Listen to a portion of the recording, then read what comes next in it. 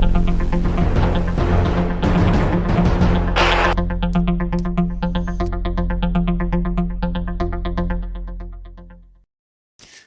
everybody and welcome to the Captain Fizz and Mask Guy podcast. I am Captain Fizz. And greetings once again from the seventh moon of thunder. I am that Mask Guy. I'm sending you back to the sixth moon.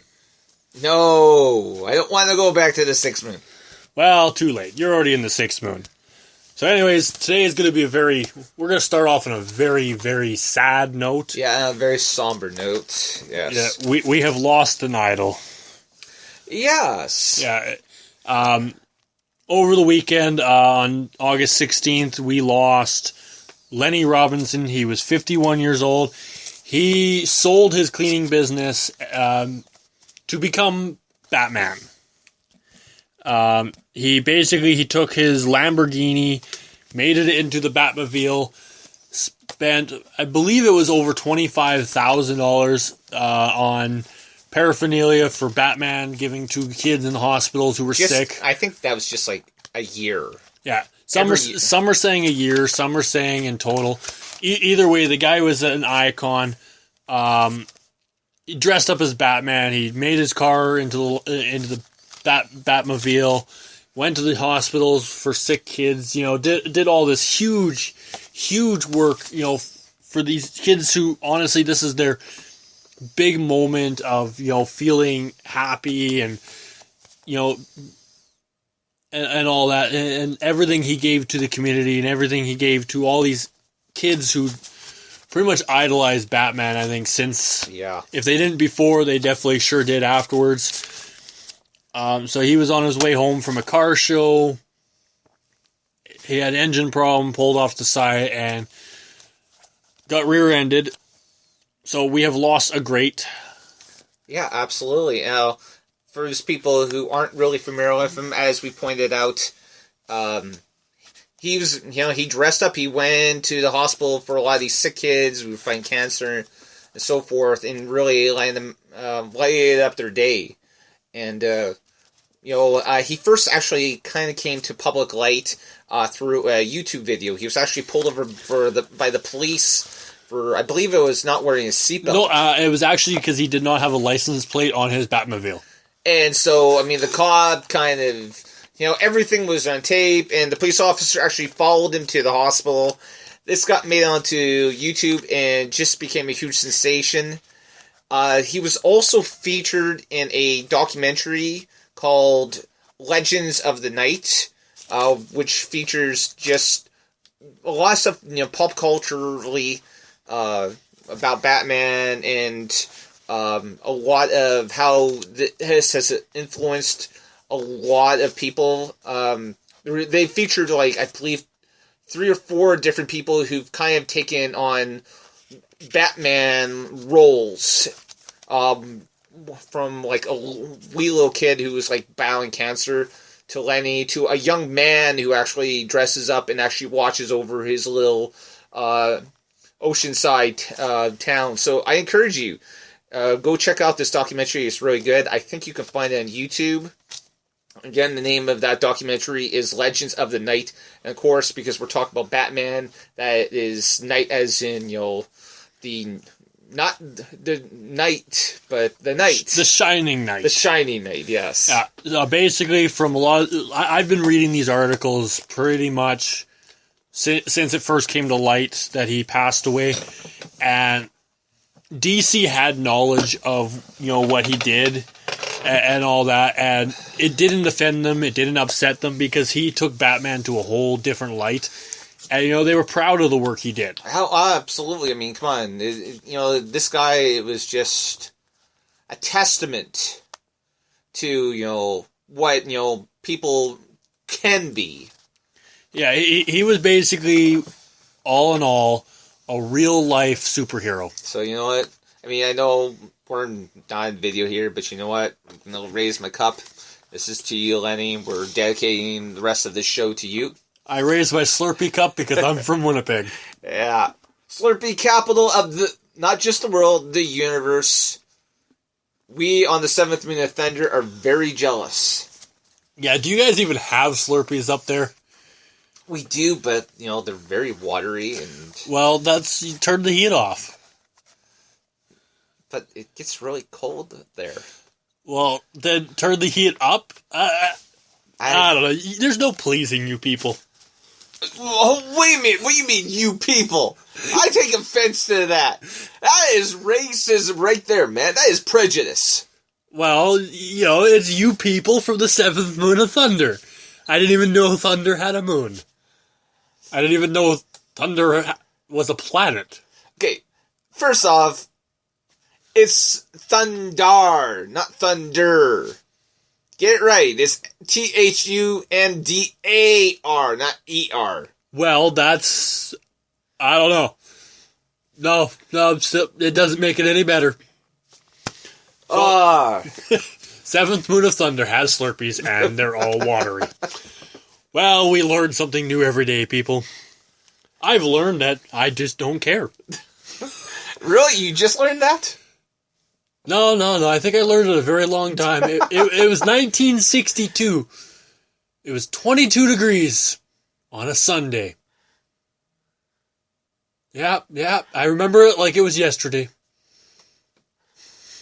So, just despite the fact that you weren't even born until the late 1980s? Hey, you know what? Time travel. Okay there, Doctor Who. No. Doctor Who wishes he was me. I'm Canadian. He's British. Which is, you know what? That's one thing that's been bugging me about the Doctor Who. Yeah? He is British, yet he's an alien. Because the show's from England? But he's an alien. Yeah, but who's British. He wants to blend in with, people, and what better people to blend in with than the English? I can think of a few better people to blend in with. Well, really, you think so? Yes, the Russians. What? No one notices the Russians. They're secretive. Or North Korea. No one knows what goes on in North Korea. It's the perfect country to blend in with. But speaking of Doctor Who, have you heard the story? Haley Atwell, who plays Peggy Carter in the cinematic DC universe, particularly on the show Carter. Agent Carter, she wants to be the next Doctor Who. She doesn't just want to be, on an episode. She wants to be the Doctor. So, a female Doctor. Why not? They have a female, version of the Master. No. I'm not against a female version of the Doctor. I'm just trying to picture her as the Doctor. And I just can't see it. And that's, coming to the fact I don't really watch Agent Carter very much. I probably should, but that's besides the point. Her look and her attitude, I just don't see as the Doctor. And I could be wrong because you're staring at me very funny. You know what? I'm kind of intrigued by the idea, and maybe I'm slightly being sexist here, but I don't really think I want to see any woman play the Doctor.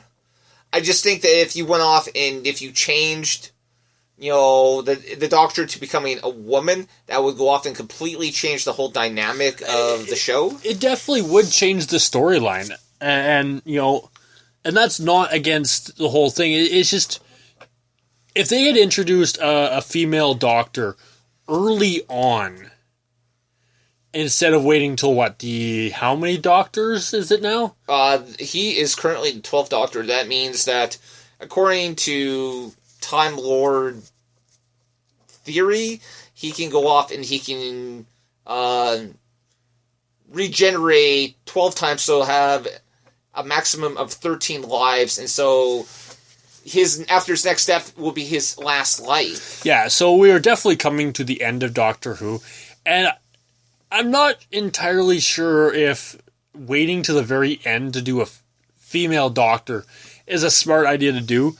I think it might be just better to continue the way they are and leave it the way it is. But I can't even think of any other Doctor or any other actor or actress that would play a worthy Doctor to finish off the Doctor Who.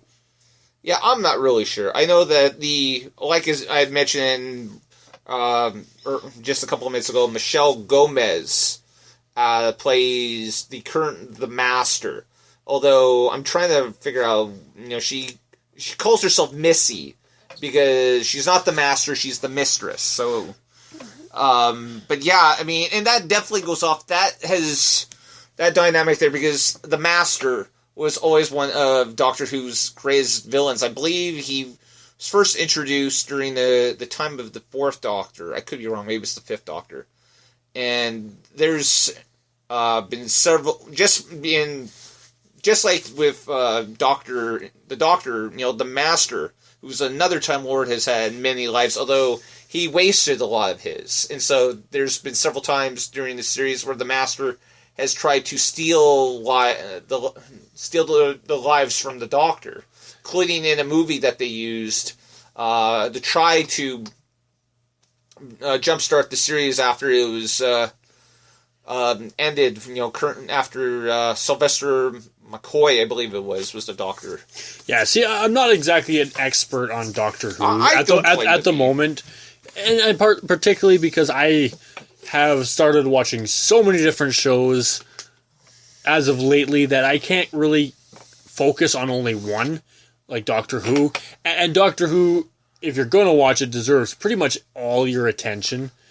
And it's hard to give it all, especially with, Fear the Walking Dead starting on Sunday, The Walking Dead starting not long after that, plus all the, comic book series starting within the next few months. The Flash and fourth season of Arrow both start in October, as does iZombie.